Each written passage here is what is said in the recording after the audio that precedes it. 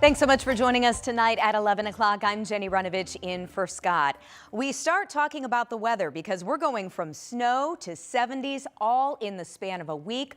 Also, quite a show in the sky tonight.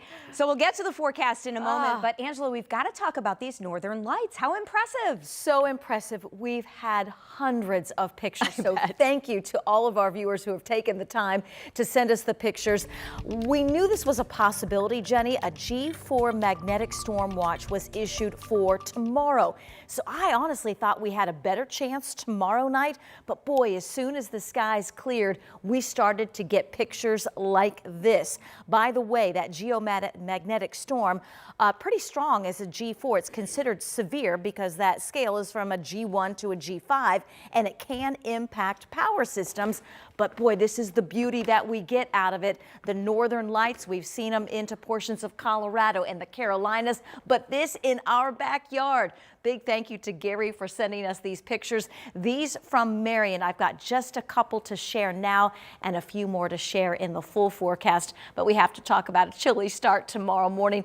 Dress in layers. You'll need the coat early in the day and then a sweatshirt or a jacket the rest of the day, expecting highs in the mid-50s after that chilly start. And Jenny mentioned it. We're going to go from snow this week, early in the week, to 70 by Saturday. All right, see you again in a few minutes. Thanks so much, Angela. Tonight, we are taking a closer look at a complex investigation in Boone County after that deadly shooting of a cleaning crew worker. It sparked a lot of discussion, even frustration.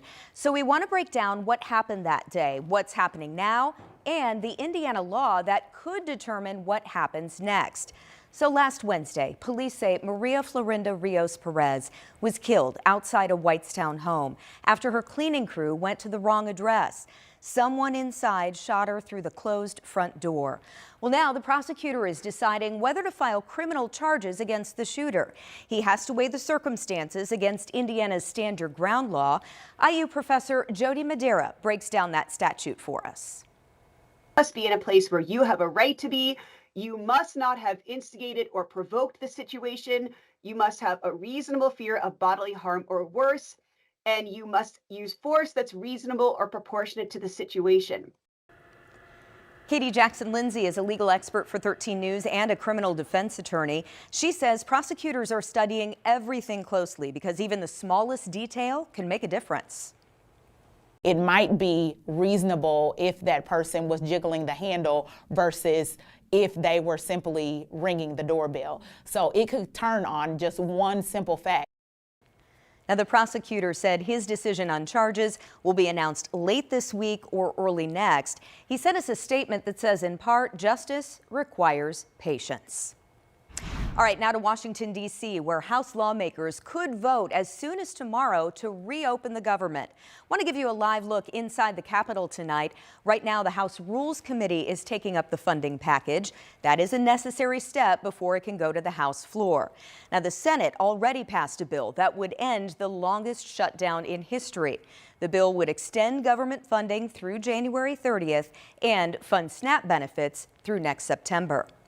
Meanwhile, the Supreme Court is not forcing the Trump administration to fully fund SNAP during the shutdown. The High Court extending a freeze on a federal judge's ruling.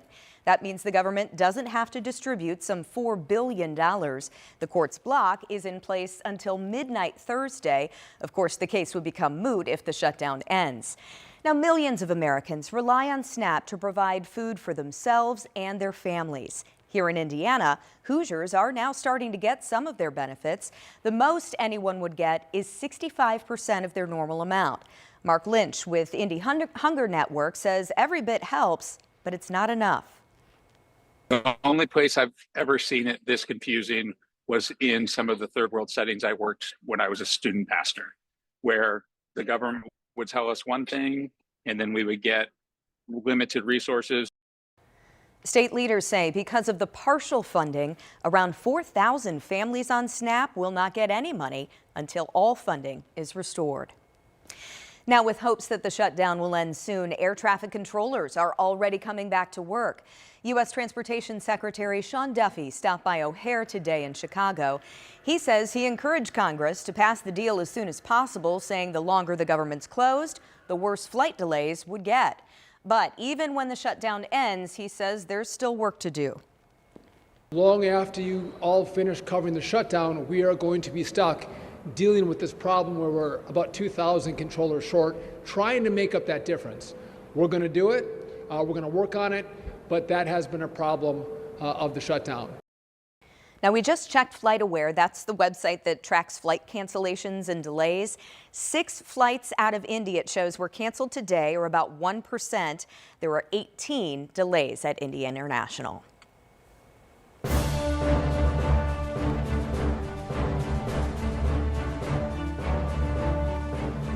After World War II, when sacrifice stretched across oceans, America made a vow to honor those who served for all time. And here in Indianapolis tonight, our Alex Almanza shows us how that vow was more than words. It was felt in every cheer, every salute, and every song. As the sun sets on this cold Veterans Day here in Indianapolis, Hoosiers from all across central Indiana gave their warm thank yous to the men and women of all generations who served our country.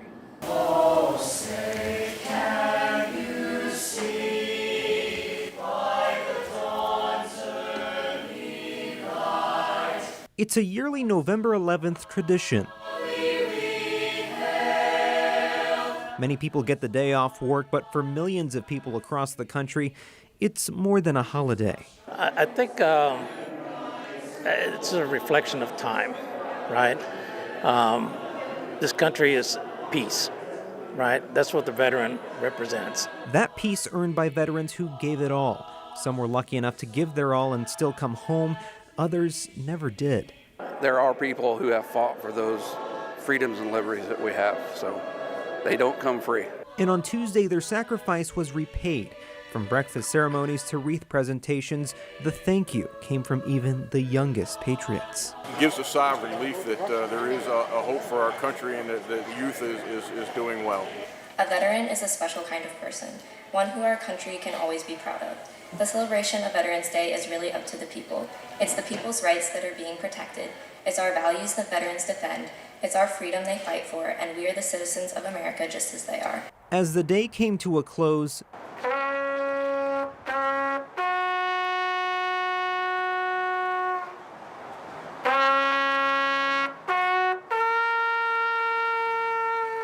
the bugle resonating across neighborhoods, many families still celebrate and give their thanks every day.